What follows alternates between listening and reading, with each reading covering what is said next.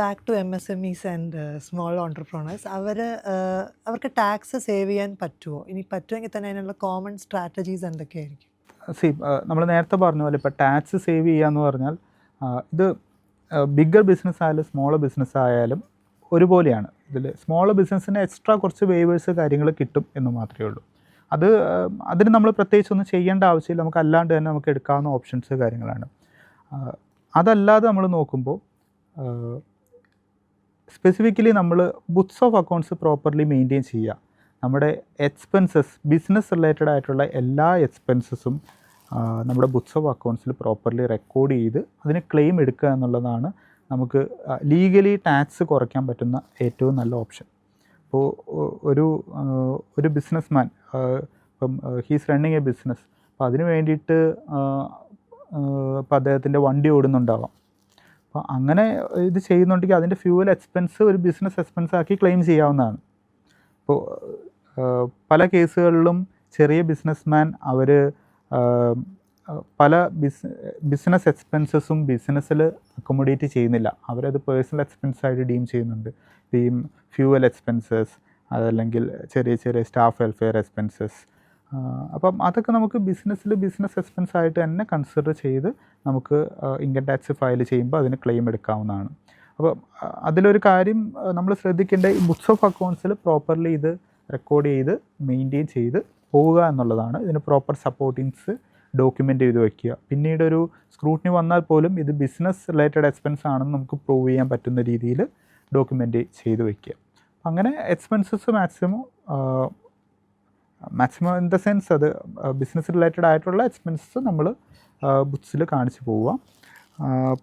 Plus ഈ books of accounts maintain ചെയ്യുമ്പോൾ നമ്മുടെ പേഴ്സണൽ എക്സ്പെൻസസ് ഇതിലേക്ക് വരാതെ ശ്രദ്ധിക്കുക.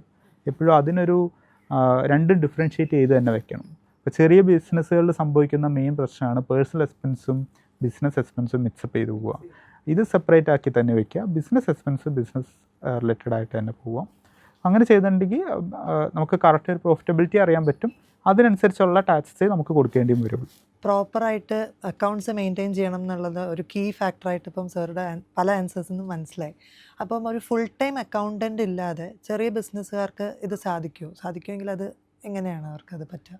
പ്രോപ്പർ അക്കൗണ്ട്സ് മാനേജ് ചെയ്ത് പോവുക എന്നുള്ളത്. അക്കൗണ്ട്സ് മെയിൻറ്റെയിൻ ചെയ്യുക എന്ന് പറയുന്നത് ഒരു ഹെർക്കുലിയൻ ടാസ്ക് അല്ല. അത് ഇപ്പോൾ പ്രത്യേകിച്ച് ഇപ്പോഴത്തെ സാഹചര്യത്തിൽ ഇപ്പോൾ മാർക്കറ്റിൽ പല സോഫ്റ്റ്വെയർസ് അവൈലബിൾ ആണ്. Accounting ready to account softwares ഇഷ്ടം പോലെ അവൈലബിൾ ആണ്. അപ്പോൾ ഒരു ബേസിക് നോളജ് ഉള്ള ആർക്ക് വേണേലും അക്കൗണ്ടിങ് ചെയ്യാം. ബാക്കി ഒരു സെൽഫ് ഇമ്പ്രൂവ്മെൻ്റ് ആണ് വേണ്ടത്, ഒരു കണ്ടിന്യൂസ് ഇമ്പ്രൂവ്മെൻ്റ് ആണ് വേണ്ടത്. അപ്പം അതിലൊരു കാര്യം എന്ന് വെച്ചാൽ അത് ചെയ്യാനുള്ളൊരു ഇനിഷ്യേറ്റീവ് ഒരു എൻ്റർപ്രണറുടെ സൈഡിൽ നിന്ന് ഉണ്ടാവണം എന്നുള്ളതാണ്. പലപ്പോഴും ബിസിനസ് സ്റ്റാർട്ട് ചെയ്യുന്ന ആൾക്കാർ ഇനിഷ്യലി അക്കൗണ്ടിങ്ങിൽ ശ്രദ്ധിക്കില്ല. ഇനിഷ്യലി മുതൽ അക്കൗണ്ടിങ്ങിലും ശ്രദ്ധ പുലർത്തി കണ്ടിന്യൂസ് ആയിട്ട് എൻട്രീസും കാര്യങ്ങളും റെക്കോർഡ് ചെയ്ത് എല്ലാ എക്സ്പെൻസസും റെക്കോർഡ് ചെയ്ത് പോയിട്ടുണ്ടെങ്കിൽ അത് എപ്പോഴും ബിസിനസ്സിന് ഭയങ്കര ഹെൽപ്ഫുള്ളായിരിക്കും. ഒരു ചെറിയ ബിസിനസ്സിന് എങ്ങനെ അക്കൗണ്ടിങ് സെറ്റപ്പ് ചെയ്യാമെന്ന് വെച്ചിട്ടുണ്ടെങ്കിൽ, first of all business start ചെയ്യുമ്പോൾ മുതൽ തന്നെ അക്കൗണ്ടിങ് സ്ട്രക്ചർ ചെയ്യുക. എയ്തർ ഈ ബിസിനസ് ഓണേഴ്സിന് സെൽഫായിട്ട് അത് ചെയ്യാൻ പറ്റണം, അതല്ലെങ്കിൽ അവരൊരാളെ എംപ്ലോയ് ചെയ്യണം.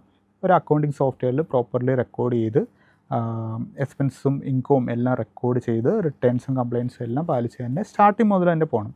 ഇത് സ്റ്റാർട്ടിങ്ങിൽ ചെയ്യാണ്ട് ഒരു ബിസിനസ് ഒരു ഗ്രോത്ത് ലെവലിലേക്ക് പോകുമ്പോൾ സ്റ്റാർട്ട് ചെയ്യുമ്പോഴാണ് നമുക്ക് ഈ അക്കൗണ്ടിങ്ങിലൊരു ഇഷ്യൂസ് വരുന്നത്. അപ്പം അത് സ്റ്റാർട്ടിങ് മുതൽ തന്നെ അത് ചെയ്തു പോവുക. ഇൻ കേസ് അതിനുള്ള ഒരു ബാൻഡ് വിഡ്ത്ത് ഒരു എൻ്റർപ്രണർക്ക് സ്റ്റാർട്ടിങ്ങിലില്ലെങ്കിൽ ഇപ്പോൾ ഈസിലി ഔട്ട്സോഴ്സ് ചെയ്യാവുന്ന ഇഷ്ടംപോലെ ഓപ്ഷൻസ് ഉണ്ട്. ഇപ്പോൾ ചാർട്ടേഡ് അക്കൗണ്ടൻസ് ആയാലും അല്ലെങ്കിൽ ടാക്സ് പ്രാക്ടീഷണേഴ്സ് ആയാലും ഇഷ്ടംപോലെ അക്കൗണ്ടിങ് വർക്കുകൾ അവരുടെ ഓഫീസിൽ നിന്ന് ഹാൻഡിൽ ചെയ്യുന്നുണ്ട്. സോ അതിലേക്ക് റീച്ച് ഔട്ട് ചെയ്യുക. ഇപ്പോൾ നമ്മളായാൽ പോലും ഇഷ്ടംപോലെ അക്കൗണ്ടിങ് വർക്കുകൾ ചെയ്യുന്നുണ്ട്. അപ്പം അത് റീച്ച് ഔട്ട് ചെയ്തിട്ടുണ്ടെങ്കിൽ അവർക്ക് അവിടെ ഒരു അക്കൗണ്ട് തന്നെ വെക്കേണ്ട ആവശ്യമില്ല. ഇല്ലാതെ തന്നെ ഒരു പ്രോപ്പർ അക്കൗണ്ട്സ് മെയിൻറ്റെയിൻ ചെയ്യാനായിട്ട് പറ്റും. ഇപ്പോൾ അക്കൗണ്ടിങ് സോഫ്റ്റ്വെയറും ടൂൾസിനെ കുറിച്ച് പറഞ്ഞു സാർ. അപ്പോൾ ഓൺടർപ്രണേഴ്സിന് ബെസ്റ്റായിട്ട് അങ്ങനെ സജസ്റ്റ് ചെയ്യാൻ പറ്റുന്ന കുറച്ച് ടൂൾസ് സാർ പറഞ്ഞു തരാൻ പറ്റും? ഇപ്പം നമ്മളിവിടെ കേരളത്തിലൊക്കെ അധികം ഉപയോഗിക്കുന്ന മെയിൻലി 2 സോഫ്റ്റ്വെയർസാണ് ഏറ്റവും കൂടുതൽ ഉപയോഗിക്കുന്നത്. ഒന്ന് ടാലിയും ഒന്ന് സോഹോയും ആണ്. ഇപ്പോൾ രണ്ടിനും അതിൻ്റേതായ അഡ്വാൻറ്റേജസും ഡിസഡ്വാൻറ്റേജസും ഉണ്ട്. ടാലി ഈസ് ഓൾമോസ്റ്റ് ലൈക്ക് ഒരു പ്യുവർ അക്കൗണ്ടൻ്റ് സോഫ്റ്റ്വെയർ ആണ്. ഒരു ജേണൽ എൻട്രീസ് അല്ലെങ്കിൽ അക്കൗണ്ടിങ് എൻട്രീസ് ആണ് അതിലേക്ക് ഫീഡ് ചെയ്യുന്നത്. അപ്പോൾ ഒരു അക്കൗണ്ടിങ് നോളജ് ഉള്ള ആൾക്ക് ടാലി കുറച്ചുകൂടെ ഹാൻഡിൽ ചെയ്യാൻ പറ്റുകയുള്ളൂ. പിന്നെ ടാലി എന്ന് പറയുന്ന ഒരു സിസ്റ്റം സോഫ്റ്റ്വെയർ ആണ്, അതൊരു ക്ലൗഡ് ബേസ്ഡ് അല്ല. അപ്പോൾ ഏതാണോ നിങ്ങളുടെ ലോക്കൽ സിസ്റ്റം അല്ലെങ്കിൽ ലോക്കൽ സെർവർ, അതിലായിരിക്കും ഇത് ഹോസ്റ്റ് ചെയ്യുന്നത്. അപ്പോൾ ആ സിസ്റ്റത്തിൻ്റെ ഡിപ്പെൻഡഡ് ആണ് ഈ സോഫ്റ്റ്വെയർ വർക്ക് ചെയ്യുന്നത്, ടാലി വർക്ക് ചെയ്യുന്നത്. അപ്പോൾ ആ സിസ്റ്റം ക്രാഷ് ആയിട്ടുണ്ടെങ്കിൽ ടാലിയും ക്രാഷ് ആവും. അതിൻ്റെ ഡാറ്റയൊക്കെ പ്രോപ്പർലി നമ്മൾ ബാക്കപ്പ് ചെയ്ത് വെച്ചിട്ടുണ്ടാവണം. Zoho is completely different. Zoho ഒരു ഓൺലൈൻ അല്ലെങ്കിൽ ക്ലൗഡ് ബേസ്ഡ് സോഫ്റ്റ്വെയർ ആണ്. സോ നമുക്ക് എവിടെ നിന്ന് വേണമെങ്കിലും ആക്സസ് ചെയ്യാം. ഇപ്പം നമ്മളൊരു ഇൻസ്റ്റാഗ്രാമിലോ അല്ലെങ്കിൽ ഒരു ഫേസ്ബുക്കിലോ ലോഗിൻ ചെയ്യുന്ന പോലെ തന്നെ നമുക്ക് എവിടെ നിന്ന് വേണമെങ്കിലും, ഇപ്പം വേൾഡിൽ എവിടെ നിന്ന് വേണമെങ്കിലും ലോഗിൻ ചെയ്തിട്ട് നമുക്ക് ആക്സസ് ചെയ്യാം. അതിൻ്റെ ഒരു എൻട്രീസ് നമുക്ക് ഇടാൻ പറ്റും. അതിൻ്റെ റിപ്പോർട്ട്സ് എല്ലാം മൊബൈലിൽ കിട്ടും. പക്ഷേ അത് ക്ലൗഡ് ബേസ്ഡ് ആയതുകൊണ്ട് തന്നെ അത് സബ്സ്ക്രിപ്ഷൻ ബേസ്ഡ് ആണ്. നമുക്കതിൻ്റെ ലൈസൻസ് എല്ലാ വർഷവും റിന്യൂ ചെയ്ത് എത്ര നമ്പർ ഓഫ് യൂസേഴ്സ് ഉണ്ടോ അതിനനുസരിച്ചാണ് അതിൻ്റെ കോസ്റ്റ് വരുന്നത്. ആ ഒരു രീതിയിലാണ് സോഹോ വരുന്നത്. കുറച്ചുകൂടി ഒരു അക്കൗണ്ടിങ് നോളജ് ഇല്ലാത്ത ആൾക്കാർ ഒരു അക്കൗണ്ടിങ് സ്റ്റാർട്ട് ചെയ്യുവാണെങ്കിൽ സോഹോ ആയിരിക്കും കുറച്ചുകൂടെ നല്ലത്. അപ്പം അങ്ങനെ ചെയ്യുമ്പോൾ അവർക്ക് ഫിംഗർ ടിപ്സിൽ തന്നെ റിസീവബിൾസ് അല്ലെങ്കിൽ പേയബിൾസ് എത്രയുണ്ട് അല്ലെങ്കിൽ പ്രോഫിറ്റ് ആൻഡ് ലോസ് എങ്ങനെയുണ്ടെന്നുള്ളതൊക്കെ മൊബൈൽസിൽ തന്നെ നമുക്ക് കാണാനും ഇത് ചെയ്യാനും പറ്റും. ഇതൊക്കെ ഇനിഷ്യലി ഒരു ബിസിനസ് സ്റ്റാർട്ട് ചെയ്യുകയാണെങ്കിൽ വെൽ ആൻഡ് ഗുഡ്. അത് ഭയങ്കരമായിട്ട് ആ ബിസിനസ്സിനെ ഹെൽപ്ഫുള്ളായിരിക്കും. അക്കൗണ്ട്സ് പ്രോപ്പറായിട്ട് മാനേജ് ചെയ്യണം, ദാറ്റ് ഇസ് ദ കീ എന്നാണ് സാറിൻ്റെ ആൻസേഴ്സിന് മനസ്സിലാവുന്നത്. അപ്പോൾ നമ്മൾ ക്യാഷ് ഫ്ലോ എങ്ങനെ എഫക്റ്റീവായിട്ട് മാനേജ് ചെയ്യും? അപ്പോൾ ഈ ബിസിനസ്സിൽ നമ്മൾ എപ്പോഴും ശ്രദ്ധിക്കേണ്ട ഒരു കാര്യം എന്ന് പറഞ്ഞാൽ, ഒന്ന് പ്രോഫിറ്റബിലിറ്റി, ഒന്ന് ക്യാഷ് ഫ്ലോ ആണ്.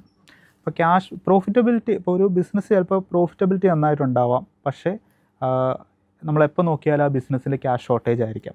അതിൻ്റെ മെയിൻ റീസൺ എന്ന് പറഞ്ഞിട്ടുണ്ടെങ്കിൽ ബിസിനസ് പ്രോഫിറ്റിലാണ്, പക്ഷേ ക്യാഷ് വരുന്നില്ല. ഇപ്പോൾ ക്യാഷ് വരുന്നതിൻ്റെ മെയിൻ കാര്യം ഇപ്പം ഒന്നുകിൽ അത് റിസീവബിൾസിൽ ബ്ലോക്ക്ഡ് ആയിരിക്കും, അല്ലെങ്കിൽ സ്റ്റോക്കിൽ ബ്ലോക്ക്ഡ് ആയിരിക്കും. ഇപ്പോൾ ഫോർ എക്സാമ്പിൾ ആകെ ഒരു 40 ലക്ഷം ടേൺ ഓവർ ഉള്ള ഒരു കമ്പനി, ഒരു വർഷം 40 ലക്ഷം ടേൺ ഓവർ ഉള്ള ഒരു കമ്പനി ഒരു 2 കോടി രൂപ സ്റ്റോക്കിൽ ഇൻവെസ്റ്റ് ചെയ്ത് വെച്ചിട്ടുണ്ടെങ്കിൽ ചിലപ്പോൾ അവർക്കത് റൺ ചെയ്ത് പോകാൻ പറ്റില്ല, അല്ലെങ്കിൽ ആ ക്യാഷ് ഫ്ലോ അത്രയും വന്നം എന്നില്ല. അപ്പോൾ അതുപോലെ തന്നെ ഇപ്പോൾ ഒരു 40 ലക്ഷം ടേൺ ഓവർ ഉള്ള ഒരു കമ്പനിക്ക് ഒരു 20 ലക്ഷം 25 ലക്ഷം റിസീവബിളിൽ നിന്ന് കിട്ടാനുണ്ടെങ്കിൽ അതൊരു ഹ്യൂജ് റിസീവബിൾസ് ആണ്. അപ്പോൾ അതും അവർക്ക് ആ ക്യാഷ് ഫ്ലോ മെയിൻറ്റെയിൻ ചെയ്ത് പോകാൻ പറ്റണമെന്നില്ല. അപ്പോൾ ക്യാഷ് ഫ്ലോ മെയിൻറ്റെയിൻ ചെയ്ത് പോകണമെങ്കിൽ എപ്പോഴും റിസീവബിൾസ് കളക്ഷനും ഇൻവെൻട്രി ടേൺ ഓവറും നമ്മുടെ കറക്റ്റ് ഇൻവെൻട്രി പൊസിഷനായിരിക്കണം നമ്മുടെ റിസീവബിൾസ് പ്രോപ്പർലി കളക്ട് ചെയ്ത് പോകണം. നമ്മളൊരു ഈ പ്രോപ്പർ അക്കൗണ്ടിങ് സിസ്റ്റം മെയിൻറ്റെയിൻ ചെയ്തിട്ടുണ്ടെങ്കിൽ നമുക്ക് എപ്പോഴും റിസീവബിൾസിൻ്റെ ട്രാക്ക് ഉണ്ടാവും. അത് ഫോളോ അപ്പ് ചെയ്ത് പോവുക. നിങ്ങളുടെ കസ്റ്റമേഴ്സിനെ ഇൻഡെക്സ് ചെയ്യുക. നല്ല പേയ്മെൻറ്റ് ബിഹേവിയർ ഉള്ള കസ്റ്റമേഴ്സിനെ നന്നായിട്ട് സർവീസ് ചെയ്യുക. രണ്ടാമത്തെ കാര്യം, നമുക്ക് ഒരു കസ്റ്റമർ നമുക്ക് പേയ്മെൻറ്റ് തരുന്നില്ല അല്ലെങ്കിൽ ഇത് ചെയ്യുന്നില്ല എന്നുണ്ടെങ്കിൽ അവരോട് സംസാരിച്ചിട്ട് ഇതർ ആ സർവീസസ് അല്ലെങ്കിൽ ഫർദർ സെയിൽസ് സ്റ്റോപ്പ് ചെയ്യാനായിട്ട് നോക്കുക. ബാഡ് ഡെപ്സ് വരുന്നതിന് മുന്നേ തന്നെ അത് ഫോർകാസ്റ്റ് ചെയ്യുക എന്നുള്ളതാണ് റിസീവബിൾസ് കളക്ഷനിലെ ഏറ്റവും നല്ലതായിട്ട് ചെയ്യേണ്ട ഒരു കാര്യം. അപ്പം റിസീവബിൾസ് കളക്ഷനും കറക്റ്റ് ഇൻവെൻട്രി ഇതും ഉണ്ടെങ്കിൽ ക്യാഷ് ഫ്ലോ അഫക്റ്റ് ആവാണ്ട് നമുക്ക് ഇത് ചെയ്യാൻ പറ്റും. പിന്നെ സപ്ലയേഴ്സ് നമുക്ക് ഗുഡ്സ് അല്ലെങ്കിൽ ഇത് തരുമ്പോൾ അവരൊരു ക്രെഡിറ്റ് പീരീഡ് നമുക്ക് തരുന്നുണ്ട്. ഈ ക്രെഡിറ്റ് പീരീഡ് കറക്റ്റായിട്ട് നമുക്ക് പാലിക്കാൻ പറ്റിയിട്ടുണ്ടെങ്കിൽ പലപ്പോഴും സപ്ലയേഴ്സ് ക്യാഷ് ഡിസ്കൗണ്ടുകൾ ഓഫർ ചെയ്യാറുണ്ട്. ഇപ്പോൾ ചില സപ്ലയേഴ്സ് പറയും, ഇപ്പോൾ ഒരു ബില്ല് ഇൻ അഗേൻസ്റ്റ് 30 ഡേയ്സിനുള്ളിൽ പേയ്മെൻറ്റ് കൊടുത്തിട്ടുണ്ടെങ്കിൽ 2% ക്യാഷ് ഡിസ്കൗണ്ട് അല്ലെങ്കിൽ 5% ക്യാഷ്. സോ അതൊക്കെ നമുക്ക് ട്രാക്ക് ചെയ്തിട്ടുണ്ടെങ്കിൽ അല്ലെങ്കിൽ അക്കൗണ്ട്സിൽ പ്രോപ്പർലി മെയിൻറ്റെയിൻ ചെയ്തിട്ടുണ്ടെങ്കിൽ നമുക്കത് ഈസിലി ഈ ഡിസ്കൗണ്ട്സ് എല്ലാം അവൈൽ ചെയ്യാൻ പറ്റും. അങ്ങനെ കാര്യങ്ങൾ ചെയ്യാൻ പറ്റും. സോ അതെല്ലാം നമ്മളെ ക്യാഷ് ഫ്ലോയെ നന്നായിട്ട് അഫക്റ്റ് ചെയ്യും. ക്യാഷ് ഫ്ലോനെ നമുക്ക് നന്നായിട്ട് പ്രൊമോട്ട് ചെയ്യാൻ പറ്റും. പിന്നെ വേണ്ട ഒരു കാര്യം, ഇത് കണ്ടിന്യൂസ്ലി റിവ്യൂ ചെയ്ത് ഫോളോ അപ്പ് ചെയ്യുക എന്നുള്ളതാണ്. അപ്പോൾ ഇന്ന് നമ്മൾ റിസീവബിൾസ് കളക്ഷൻ ഒന്ന് റിവ്യൂ ഇത് ചെയ്തിട്ടുണ്ടെങ്കിൽ അതൊരു പീരിയോഡിക്കലി ചെയ്യണം. അത് ഡിപ്പെൻഡിങ് ഓൺ ബിസിനസ് അനുസരിച്ച്. ഇപ്പോൾ എയ്തർ മന്ത്ലി അല്ലെങ്കിൽ ബൈ വീക്കിലി ഇത് തന്നെ റിവ്യൂ എടുത്ത് ഫോളോ അപ്പും കാര്യങ്ങളും ചെയ്ത് തന്നെ ഇത് ചെയ്യണം. ഇത് ഫോളോ അപ്സും റിവ്യൂസും ഇല്ലാതെ വരുമ്പോൾ ഇത് ലോങ് ഏജ്ഡാവും. അപ്പോൾ ഇൻവെൻട്രി പൊസിഷനായാലും റിസീവബിൾ പൊസിഷനായാലും അതുപോലെ ഹാൻഡിൽ ചെയ്ത് കൊണ്ടുവരണം. പിന്നെ ക്യാഷ് ഫ്ലോ മെയിൻറ്റെയിൻ ചെയ്യാവുന്നത് ഇപ്പം ബാങ്കുകളിൽ നിന്നൊക്കെ നമുക്ക് OD അല്ലെങ്കിൽ CC ഫെസിലിറ്റീസ് കിട്ടും. ഇപ്പോൾ ചില കേസുകളിൽ നമുക്ക് റിസീവേബിൾസ് അല്ലെങ്കിൽ സ്റ്റോക്കിൽ കൂടുതൽ ഇൻവെസ്റ്റ് ചെയ്യേണ്ടി വരും. ആ സമയത്ത് നമുക്ക് ബാങ്കുകളിൽ നിന്ന് CC അല്ലെങ്കിൽ OD ഫെസിലിറ്റീസ് എടുക്കുക. അതെടുത്തിട്ട് അതും പ്രോപ്പറായിട്ട് നമ്മൾ യൂസ് ചെയ്തിട്ടുണ്ടെങ്കിൽ നമുക്ക് നല്ല രീതിയിൽ ക്യാഷ് ഫ്ലോ മെയിൻറ്റെയിൻ ചെയ്യാൻ പറ്റും. ഇപ്പോൾ ഓൺടർപ്രോണേഴ്സ്, എസ്പെഷ്യലി സ്മോൾ സ്കെയിൽ ഓൺടർപ്രോണേഴ്സ്, അവർ കമ്മിറ്റ് ചെയ്യണ ഒരു ഫിനാൻഷ്യൽ മിസ്റ്റേക്സ് താങ്കളുടെ അഭിപ്രായത്തിൽ എന്തൊക്കെയായിരിക്കും? ചെറിയ സംരംഭകർ തുടക്കത്തിലുണ്ടാവുന്ന കോമൺ മിസ്റ്റേക്സ് എന്തൊക്കെയാണെന്ന് വെച്ചാൽ, ഫസ്റ്റ് പോയിൻ്റ് എനിക്ക് പറയാനുള്ളത്, നമ്മൾ നേരത്തെ പറഞ്ഞ പോലെ അക്കൗണ്ട്സ് അല്ലെങ്കിൽ ബുക്സ് ഓഫ് അക്കൗണ്ട്സ് മെയിൻറ്റെയിൻ ചെയ്യാണ്ടിരിക്കുക എന്നുള്ളതാണ്. പലപ്പോഴും ബിസിനസ് സ്റ്റാർട്ട് ചെയ്യുമ്പോൾ അവർ ബിസിനസ്സിൽ കൂടുതൽ ശ്രദ്ധ കേന്ദ്രീകരിക്കും, അക്കൗണ്ട്സിന് അല്ലെങ്കിൽ ബുക്സ് ഓഫ് അക്കൗണ്ട്സിന് ഇമ്പോർട്ടൻസ് കുറയും. അപ്പോൾ അങ്ങനെ ചെയ്യുമ്പോൾ അക്കൗണ്ടിങ് ഇനിഷ്യലി മുതലേ പ്രിപ്പയർ ആവാണ്ട് വരും. പിന്നീട് അത് നമുക്ക് പ്രിപ്പയർ ചെയ്തെടുക്കുക എന്ന് പറഞ്ഞിട്ടുണ്ടെങ്കിൽ ഡിഫിക്കൽട്ടാണ്. ഇപ്പോൾ ഒരു ബാങ്കിൽ നിന്നൊരു പേയ്മെൻറ്റ് പോയത്, ഇന്ന് പേയ്മെൻറ്റ് പോയത് എന്തിനു വേണ്ടി പോയതാണ് എന്ന് നമുക്ക് ഒരു വർഷം കഴിഞ്ഞ് ചോദിച്ചിട്ടുണ്ടെങ്കിൽ നമുക്കത് ഐഡൻറ്റിഫൈ ചെയ്യാൻ പറ്റില്ല. ഈവൻ ബിസിനസ് ഓണേഴ്സിന് അവർക്കും ഐഡൻറ്റിഫൈ ചെയ്യാൻ പറ്റില്ല. സോ അത് ഡെയിലി ബേസിൽ ബുക്സ് ഓഫ് അക്കൗണ്ട്സിൽ എൻട്രീസ് റെക്കോർഡ് ചെയ്ത് മെയിൻറ്റെയിൻ ചെയ്ത് പോകുന്നതാണ് ഏറ്റവും നല്ലത്. അപ്പോൾ അങ്ങനെ ചെയ്യാത്തതാണ് ഞങ്ങൾ കണ്ടിട്ടുള്ളതിൽ ഏറ്റവും കോമൺ ആയിട്ട് എല്ലാവരും ചെയ്യുന്ന ഒരു ഇത്. രണ്ടാമത്തെ ഒരു കാര്യം എന്ന് പറഞ്ഞാൽ ക്യാഷ് ഫ്ലോയിൽ ശ്രദ്ധിക്കാതിരിക്കുക. ഇപ്പം എല്ലാവരും ബിസിനസ് കൂടുതൽ ടേൺ ഓവർ ചെയ്യാൻ വേണ്ടി ക്രെഡിറ്റ് കൊടുക്കും, ക്രെഡിറ്റ് കൊടുത്ത് ബിസിനസ് കൂട്ടിക്കൊണ്ടിരിക്കും. പക്ഷേ ഈ ക്രെഡിറ്റ് കൊടുക്കുന്ന എല്ലാം റിക്കവറായി വരുന്നുണ്ടോ എന്നുള്ളത് പലരും ചിന്തിക്കാറില്ല. അതൊരു സിറ്റുവേഷൻ, അപ്പോൾ അവർക്കൊരു ക്യാഷ് ക്രഞ്ച് സിറ്റുവേഷൻ എത്തുന്ന വരെ അതിങ്ങനെ പോയിക്കൊണ്ടിരിക്കും. അപ്പോൾ അത് നേരത്തെ മുതൽ ശ്രദ്ധിച്ചില്ലെങ്കിൽ ഇതെല്ലാം ലോങ് ഏജിലാവും. അപ്പോൾ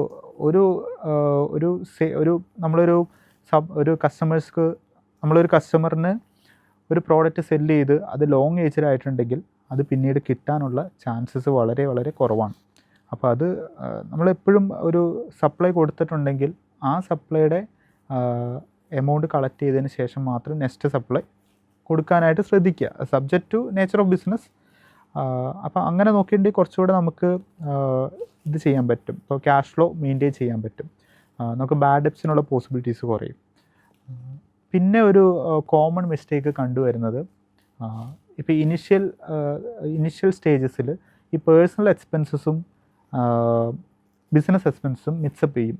പലപ്പോഴും കണ്ടിട്ടുണ്ട്, ഒരു പേഴ്സണൽ സേവിങ്സ് അക്കൗണ്ടിൽ നിന്ന് എക്സ്പെൻസസ് പേ ചെയ്യുന്നു, സപ്ലൈസിനുള്ള പേയ്മെൻറ്റ് കൊടുക്കുന്നു, കസ്റ്റമേഴ്സിൻ്റെ കളക്ഷൻ കറണ്ട് അക്കൗണ്ടിൽ വരുന്നു, കറണ്ട് അക്കൗണ്ടിൽ നിന്ന് ബിസിനസ് ഓണറുടെ പേഴ്സണൽ ആവശ്യങ്ങൾക്കുള്ള പേയ്മെൻറ്റ്, വീട്ടിലേക്കൊരു ഫർണിച്ചർ മേടിച്ചത് അതിൻ്റെ പേയ്മെൻറ്റ് കൊടുക്കുന്നു, അല്ലെങ്കിൽ ഇത് ചെയ്യുന്നു. അപ്പം അങ്ങനെ പേഴ്സണൽ എക്സ്പെൻസസും ബിസിനസ് എക്സ്പെൻസസും മിക്സപ്പ് ആവുന്നുണ്ട്. അപ്പം അങ്ങനെ മിക്സപ്പ് ആകുമ്പോൾ എന്താ ഇഷ്യൂ എന്ന് വെച്ചിട്ടുണ്ടെങ്കിൽ, ഇത് നമുക്ക് ഒരു ഫിനാൻഷ്യൽ സ്റ്റേറ്റ്മെൻറ്റ്സ് ഡ്രോപ്പ് ചെയ്യുമ്പോൾ ഈ പാർട്ട്ണറുടെ പേഴ്സണൽ എക്സ്പെൻസസ് അല്ലെങ്കിൽ പേഴ്സണൽ ബാങ്ക് അക്കൗണ്ട്സിലെ ട്രാൻസാക്ഷൻസും ഇതിലേക്ക് നമുക്ക് കൊണ്ടുവരേണ്ടി വരും. അത് പിന്നീട് സ്ക്രൂട്ടിനി അല്ലെങ്കിൽ ഒരു ഡിപ്പാർട്ട്മെൻറ്റ് സൈഡിൽ നിന്ന് ഒരു ക്രോസ് ചെക്കിങ് അങ്ങനത്തെ കാര്യങ്ങൾ വരുമ്പോഴും നമ്മൾ ഫൈനലി ഓഡിറ്റ് ചെയ്ത് ഫയൽ ചെയ്യാൻ നേരത്തും ഒക്കെ ബുദ്ധിമുട്ടുകൾ ഉണ്ടാക്കാം. അപ്പോൾ ഈ പേഴ്സണൽ എക്സ്പെൻസും ബിസിനസ് എക്സ്പെൻസും എപ്പോഴും സെപ്പറേറ്റ് ആയിട്ട് മെയിൻറ്റെയിൻ ചെയ്യാനായിട്ട് ശ്രദ്ധിക്കുക. നമുക്ക് പേഴ്സണൽ എക്സ്പെൻസിനും പേഴ്സണൽ സേവിങ്സിനും വേണ്ടിയിട്ട് സേവിങ്സ് അക്കൗണ്ട് മെയിൻറ്റെയിൻ ചെയ്യുക. ബിസിനസ് എക്സ്പെൻസ് എപ്പോഴും ബിസിനസ്സിൻ്റെ പേരിലുള്ള കറണ്ട് അക്കൗണ്ടിൽ മാത്രം ചെയ്യുക. അപ്പോൾ അത് ആണ് വേറൊരു ഇത് വരുന്നത്. പിന്നെ ഒരു കാര്യം ഇത് എനിക്ക് തോന്നിയിട്ടുള്ളത്, പലപ്പോഴും ബിസിനസ് ഓണേഴ്സ് ബിസിനസ് ചെയ്തു പോകും, അവരുടെ ബിസിനസ് പ്രോഫിറ്റ് ആണോ ലോസ് ആണോ എന്ന് പോലും അവർ നോക്കാറില്ല. ഇപ്പോൾ അവർ ഒരു മാസം റൺ ചെയ്യും, അവരെ സംബന്ധിച്ച് ക്യാഷ് ഫ്ലോ വരുന്നുണ്ട്, അവർ എമൗണ്ട് അവരുടെ സെയിലാവുന്ന ഐറ്റംസിന് അഗെയിൻസ്റ്റ് ക്യാഷ് ഫ്ലോ വരുന്നുണ്ട്, അവർക്ക് സപ്ലൈസിന് പേ ചെയ്യാൻ പറ്റുന്നുണ്ട്. പക്ഷേ അവരുടെ ബിസിനസ് പ്രോഫിറ്റിലാണോ റൺ ചെയ്യുന്നത് എന്നുള്ളത് അവർ റിവ്യൂ ചെയ്യാറില്ല. ഇത് നമ്മൾ ബുക്സ് ഓഫ് അക്കൗണ്ട്സ് സ്റ്റാർട്ടിങ് മുതലേ മെയിൻറ്റെയിൻ ചെയ്തിട്ടുണ്ടെങ്കിൽ എല്ലാ മാസവും നമ്മൾ ആ മാസത്തെ profits and loss statement check ചെയ്ത് റിവ്യൂ ചെയ്യണം. എവിടെയാണ് നമുക്ക് ലോസ് വരുന്നത്, അല്ലെങ്കിൽ ഏതാണ് നമ്മുടെ ഏറ്റവും പ്രോഫിറ്റബിൾ ആയിട്ടുള്ള ബിസിനസ്, എവിടെയാണ് നമുക്ക് പ്രോഫിറ്റ് കുറവുള്ള ബിസിനസ് അല്ലെങ്കിൽ ലോസ് മേക്കിംഗ് ബിസിനസ്. അപ്പോൾ അതിനനുസരിച്ച് കറക്റ്റീവ് ആക്ഷൻസ് എല്ലാ മാസവും എടുത്തുകൊണ്ടിരിക്കണം. ഈ റിവ്യൂ പീരിയോഡിക് ആയിട്ട് തന്നെ നടക്കണം. ഇതൊരു നമ്മളിത് അല്ലെങ്കിൽ ഒരു ബിസിനസ് ഓണേഴ്സ് ഇത് കാണാണ്ട് അല്ലെങ്കിൽ അവരറിയാണ്ട് ഒരു ലോസ് മേക്കിംഗ് ബിസിനസ്, ഇപ്പോൾ ഒരു ബിസിനസ് ഓണർക്ക് ഒരു എ എന്ന് പറഞ്ഞ പ്രോഡക്റ്റും ബി എന്ന് പറഞ്ഞ പ്രോഡക്റ്റും ഉണ്ടാവും. എക്ക് ചിലപ്പോൾ നല്ല പ്രോഫിറ്റ് മാർജിൻ ഉണ്ടാവും, ബിക്ക് പ്രോഫിറ്റ് മാർജിൻ കുറവായിരിക്കാം. അപ്പോൾ ഇദ്ദേഹം ബി എന്നുള്ള പ്രോഫിറ്റ് മാർജിൻ കുറവുള്ളതോ അല്ലെങ്കിൽ ലോസ് മേക്കിംഗ് ആയിട്ടുള്ള പ്രോഡക്റ്റിൽ കോൺസെൻട്രേറ്റ് ചെയ്തിട്ടുണ്ടെങ്കിൽ ഒരു over A period of time അവരുടെ ബിസിനസ്സും അല്ലെങ്കിൽ അവരുടെ ബിസിനസ് ഒരു സക്സസ് ആവാതെ വരും, അല്ലെങ്കിൽ ഫെയിലിയറിലേക്ക് പോവാം. അപ്പോൾ അങ്ങനത്തെ സിറ്റുവേഷൻസ് ഒഴിവാക്കണമെങ്കിൽ ഇപ്പോൾ ബിസിനസ് ഓണേഴ്സിന് അറിയണം അവരുടെ ബിസിനസ് പ്രോഫിറ്റിലാണോ ലോസിലാണോ, എത്ര പ്രോഫിറ്റ് ഉണ്ട് എന്നുള്ളത് അറിയണം. അപ്പോൾ അതും ഈ ബിസിനസ് ഓണേഴ്സ് ഇനിഷ്യലി മുതലേ നോക്കേണ്ട ഒരു കാര്യമാണ്. പലരും തന്നെ അത് ചെയ്യാറില്ല, പക്ഷെ അങ്ങനെ ചെയ്യുന്ന ഒരു ശീലം ഉണ്ടാവണം. പിന്നെ ഒരു കാര്യം എന്ന് പറയുന്നത് റെഗുലേറ്ററി കംപ്ലയൻസസ്. ഇപ്പം നേരത്തെ നമ്മൾ പറഞ്ഞ പോലെ GST റിട്ടേൺ ഫയലിംഗ് അല്ലെങ്കിൽ ഇൻകം ടാക്സിൻ്റെ റിട്ടേൺ ഫയലിംഗ്, ഇതിന് പലപ്പോഴും ഒരു പുതിയ സംരംഭകർ ഒരു ലീസ്റ്റ് ഇമ്പോർട്ടൻസ് ആണ് കൊടുക്കുന്നത്. അത് പക്ഷേ അവരുടെ ബിസിനസ്സിനെ തന്നെ പിന്നീട് അവരുടെ ബിസിനസ്സിനെ തന്നെ ഭയങ്കര മോശമായിട്ട് ബാധിക്കും. ഇപ്പം GST റിട്ടേൺസൊക്കെ നമ്മൾ റിട്ടേൺ ഫയൽ ചെയ്യാണ്ടിരുന്നിട്ടുണ്ടെങ്കിൽ പെർ ഡേ വെച്ചിട്ട് ഫൈൻസ് കൂടിക്കൊണ്ടിരിക്കും, നമ്മുടെ ഇ-വേ ബില്ല് ബ്ലോക്കാവും, അങ്ങനത്തെ പല അഡ്വേഴ്സ് എഫക്ട്സുകളും ഉണ്ടാവും. അപ്പം റെഗുലേറ്ററി കംപ്ലയൻസ് എപ്പോഴും എൻഷുർ ചെയ്യാം. പിന്നെ ടാക്സ് പ്ലാനിങ് വലിയ ബിസിനസ്സുകൾക്ക് മാത്രമാണ് ഉള്ളത് എന്നാണ് എല്ലാവരുടെയും ഒരു ചിന്ത. പക്ഷെ അങ്ങനെയല്ല, ടാക്സ് പ്ലാനിങ് എപ്പോഴും ചെറിയ ബിസിനസ്സുകളും ചെയ്യണം. അത് എപ്പോഴും അവരുടെ ഓഡിറ്ററെ അല്ലെങ്കിൽ ചാർട്ടേഡ് അക്കൗണ്ടിനെ കൺസൾട്ട് ചെയ്ത് ഒരു എക്സ്പേർട്ട് ഒപ്പീനിയൻ എടുത്ത് എങ്ങനെ ടാക്സ് മാനേജ് ചെയ്യുക, എങ്ങനെ പ്രോപ്പർ അക്കൗണ്ട്സ് മെയിൻറ്റെയിൻ ചെയ്യുക എന്നുള്ളതിൽ അഡ്വൈസ് എടുത്ത് തന്നെ ഇനിഷ്യലി തന്നെ പോകണം. സോ അത് ലോങ് ടൈമിൽ ഇപ്പം ഒരാൾ ബിസിനസ് എങ്ങനെ സ്റ്റാർട്ട് ചെയ്യുന്ന സമയത്ത് എന്താണ് അവർ ഒരു കൾച്ചർ മെയിൻറ്റെയിൻ ചെയ്യുന്നത്, അതായിരിക്കും ലൈഫ് ലോങ് ആ ബിസിനസ്സിൻ്റെ കൾച്ചർ വരുന്നത്. അപ്പം നമ്മൾ സ്റ്റാർട്ടിങ്ങിൽ തന്നെ ഇതുപോലെയുള്ള ഗുഡ് ഹാബിറ്റ്സ് ഇംപ്ലിമെൻറ്റ് ചെയ്തിട്ടുണ്ടെങ്കിൽ അത് ലോങ് ടൈമിൽ ഭയങ്കര ബെനിഫിഷ്യലായിട്ട് വരും. ഓക്കെ, ബാഡ് ഡെപ്റ്റ്സ് അവോയ്ഡ് ചെയ്ത് കഴിഞ്ഞാൽ ഒരുപാട് പ്രശ്നങ്ങൾ അവോയ്ഡ് ചെയ്യാൻ പറ്റും എന്ന് പറഞ്ഞു. അപ്പം അത് അവോയ്ഡ് ചെയ്യാൻ എന്തെങ്കിലും ടിപ്സ് സാറിന് പറയാനുണ്ടോ? ഓക്കെ, ബാഡ് ഡെപ്റ്റ്സ് അവോയ്ഡ് ചെയ്യുക എന്ന് പറഞ്ഞിട്ടുണ്ടെങ്കിൽ നമ്മൾ ഒരു ബിസിനസ്മാൻ ഒരു കസ്റ്റമർക്ക് ഒരു സപ്ലൈ ചെയ്തതിന് ശേഷം ആ സപ്ലൈക്ക് എഗെയിൻസ്റ്റ് എമൗണ്ട് റിക്കവറബിൾ അല്ലാണ്ടാവുന്ന സിറ്റുവേഷനിലാണ് ഇത് ബാഡ് ഡെപ്റ്റ് എന്ന് പറയുന്നത്. അപ്പോൾ ബാഡ് ഡെപ്റ്റ് വരുന്നത് പല കാരണങ്ങൾ കൊണ്ടുണ്ടാവും. അതിൽ മെയിൻ കാരണം എന്ന് പറഞ്ഞാൽ ഈ കസ്റ്റമർ ഫെയിലർ ആവുന്നു അല്ലെങ്കിൽ അവരുടെ ബിസിനസ് ഫെയിലർ ആവുന്നതുകൊണ്ടായിരിക്കാം ബാഡ് ഡെപ്റ്റ് വരാത്തത്. അതല്ലെങ്കിൽ അവർക്ക് ക്യാഷ് ഫ്ലോ പ്രശ്നങ്ങൾ, അങ്ങനത്തെ അവിടെ ടെമ്പററി പ്രശ്നങ്ങളും ഉണ്ടാവാം, പെർമനൻറ്റ് പ്രശ്നങ്ങളും ഉണ്ടാവാം. അപ്പോൾ ഏത് രീതിയിലായാലും അവിടെ ഒരു ബാഡ് ഡെപ്റ്റ് വന്നിട്ടുണ്ടെങ്കിൽ അത് നമ്മുടെ ബിസിനസ്സിനെയാണ് അഫക്റ്റ് ചെയ്യുന്നത്. സോ എപ്പോഴും നമ്മൾ ബാഡ് ഡെപ്റ്റ് വരാണ്ടിരിക്കാൻ വേണ്ടി നമ്മുടെ ബിസിനസ്സിൽ ഒരു ക്രെഡിറ്റ് പോളിസി ഉണ്ടായിരിക്കണം. ഇപ്പം ഓരോ കസ്റ്റമർക്കും എത്ര വരെ നമുക്ക് ക്രെഡിറ്റ് ലിമിറ്റ് അലോ ചെയ്യാം, അല്ലെങ്കിൽ എത്ര ബിൽസ് വരെ ക്രെഡിറ്റ് കൊടുക്കാൻ പറ്റും എന്നുള്ളത് ഒരു ക്ലിയർ ആയിട്ട് പോളിസി നമ്മുടെ ബിസിനസ്സിനുണ്ടാവണം. അത് നമ്മുടെ അക്കൗണ്ടിങ് സോഫ്റ്റ്വെയറിൽ സെറ്റ് ചെയ്ത് വെച്ചിട്ടുണ്ടെങ്കിൽ ഇപ്പം ഒരു കസ്റ്റമർ എക്ക് ഒരു 20,000 വരെ ക്രെഡിറ്റ് കൊടുക്കാമെന്ന് വെച്ചിട്ടുണ്ടെങ്കിൽ 20,000 കഴിഞ്ഞാൽ വേറെ ബില്ലടിക്കാൻ പറ്റില്ല. സോ അപ്പോൾ അങ്ങനെ വന്നിട്ടുണ്ടെങ്കിൽ ഇതിൽ ബാഡ് ഡെപ്റ്റ് നമുക്ക് ഒഴിവാക്കാൻ പറ്റില്ല, പക്ഷേ ആ ബാഡ് ഡെപ്റ്റ് will be limited to 20,000. So ഇപ്പോൾ എല്ലാ കസ്റ്റമേഴ്സും ഒരുമിച്ച് പൊട്ടണമെന്നില്ല. അപ്പം ഈ 20,000 അല്ലെങ്കിൽ ഒരാൾ ഇത് ചെയ്യുമ്പോൾ ആ 20,000 നമുക്ക് ലോസ് ഉണ്ടാവുള്ളൂ. അപ്പം അങ്ങനെ ബാഡ് ഡെപ്റ്റ്സ് നമുക്ക് എലിമിനേറ്റ് ചെയ്യാൻ പറ്റും. പിന്നെ ഒരു കാര്യം എന്ന് പറഞ്ഞിട്ടുണ്ടെങ്കിൽ ഫോളോ അപ്പാണ്. നമ്മൾ ഒരു ഗുഡ്സ് സപ്ലൈ ചെയ്തിട്ട് ഒരു വർഷം കഴിഞ്ഞ് അതിൻ്റെ പേയ്മെൻറ്റ് ചോദിച്ചിട്ടുണ്ടെങ്കിൽ നമുക്കത് കിട്ടാനായിട്ട് പാടാണ്. പക്ഷേ ഇന്ന് നമ്മൾ സപ്ലൈ ചെയ്തിട്ട് നെക്സ്റ്റ് ഡേ അല്ലെങ്കിൽ ഒരു നെക്സ്റ്റ് മന്ത് ഒരു നോർമൽ ക്രെഡിറ്റ് പീരീഡ് ഒരു 30 days ഉണ്ട്. 30 daysനുള്ളിൽ നമ്മൾ ഫോളോ അപ്പ് ചെയ്തിട്ടുണ്ടെങ്കിൽ അത് കിട്ടാനുള്ള ചാൻസ് കൂടുതലാണ്. അപ്പോൾ എപ്പോഴും നമ്മൾ സപ്ലൈ കഴിഞ്ഞിട്ടുണ്ടെങ്കിൽ ഇമ്മീഡിയറ്റ് ബില്ല് റേസ് ചെയ്യുക. Even respective service or goods ആണെങ്കിൽ അപ്പോൾ തന്നെ ബില്ല് പോകും. അത് കണ്ടിന്യൂസ്ലി ഫോളോ അപ്പ് പോവുക. പിന്നെ ഒരു ബില്ല് പെൻഡിങ് ഉണ്ടെങ്കിൽ ആ ബില്ല് ക്ലിയർ ചെയ്തതിന് ശേഷം മാത്രം അടുത്ത സപ്ലൈ കൊടുക്കുക. അത് ഗുഡ്സിലാണ് കൂടുതലും നമുക്ക് ഫോളോ ചെയ്യാൻ പറ്റുള്ളൂ. പക്ഷേ ഇതെല്ലാം സബ്ജക്റ്റ് ടു നേച്ചർ ഓഫ് ബിസിനസ്സാണ്. ചില നേച്ചർ ഓഫ് ബിസിനസ്സിൽ അത് പറ്റിയെന്ന് വരില്ല, കണ്ടിന്യൂസ് സപ്ലൈ ഉള്ള ബിസിനസ്സുകളുണ്ട്, അപ്പോൾ അതിൽ പറ്റിയെന്ന് വരില്ല. അങ്ങനെ നമ്മളൊരു ക്രെഡിറ്റ് പോളിസി നമ്മൾ ഡിഫൈൻ ചെയ്ത് എക്സിക്യൂട്ട് ചെയ്യുക എന്നുള്ളതാണ് നമ്മുടെ ബാഡ് ഡെപ്റ്റ്സ് കുറയ്ക്കാനായിട്ട് ഏറ്റവും നല്ല ഓപ്ഷൻസ്. പിന്നെയും കുറച്ചുകൂടി ഉണ്ട്. ഇപ്പോൾ ലൈക്ക് നിങ്ങൾക്ക് ഒരു ലോങ് പെൻഡിങ് ആയിട്ടുള്ള ഇത് റിക്കവർ ചെയ്യുന്നതിന് സ്റ്റാഫിന് ഇൻസെൻറ്റീവ് കൊടുക്കാൻ പറ്റും, അല്ലെങ്കിൽ അങ്ങനത്തെ റിക്കവറി ഓപ്ഷൻസ് നോക്കാൻ പറ്റും. അങ്ങനെയൊക്കെ ചെയ്തിട്ടുണ്ടെങ്കിൽ ബാഡ് ഡെറ്റ്സ് കുറയ്ക്കാൻ പറ്റും.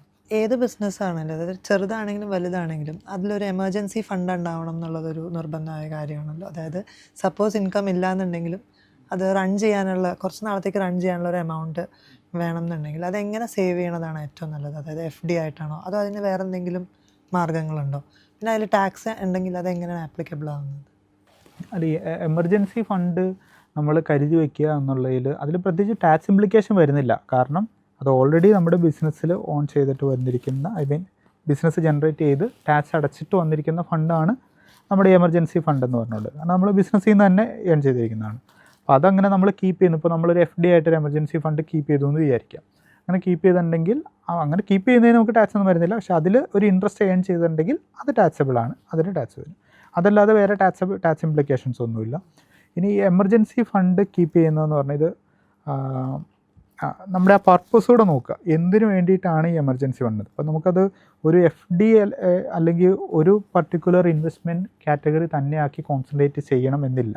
ഇപ്പോൾ FD മാത്രമാക്കി ഇടണം എന്ന നിർബന്ധമില്ല. ഇപ്പോൾ ഫോർ എക്സാമ്പിൾ പറയുകയാണെങ്കിൽ ഇപ്പം നമ്മൾ എംപ്ലോയീസിന് ഗ്രാറ്റുവിറ്റി കൊടുക്കണം എന്നൊരു കൺസെപ്റ്റ് ഉണ്ട്. ഇപ്പോൾ 5 വർഷം നമ്മുടെ സ്ഥാപനത്തിൽ കണ്ടിന്യൂസ് സർവീസ് ഉള്ള ഒരാൾ പിരിഞ്ഞു പോവുകയാണെങ്കിൽ അയാൾക്ക് ഗ്രാറ്റുവിറ്റി കൊടുക്കുന്നുണ്ട്. അപ്പോൾ ഒരു എംപ്ലോയി വന്ന് 5 വർഷം നിന്നതിന് ശേഷം പിറ്റേ ദിവസം പിരിഞ്ഞു പോയിട്ടുണ്ടെങ്കിൽ അവർക്ക് ഗ്രാറ്റുവിറ്റി കൊടുക്കണം. അപ്പോൾ ഗ്രാറ്റുവിറ്റി കൊടുക്കുന്ന ഒരു വലിയ ഫണ്ട് ഒരുമിച്ച് കൊടുക്കേണ്ടി വരും.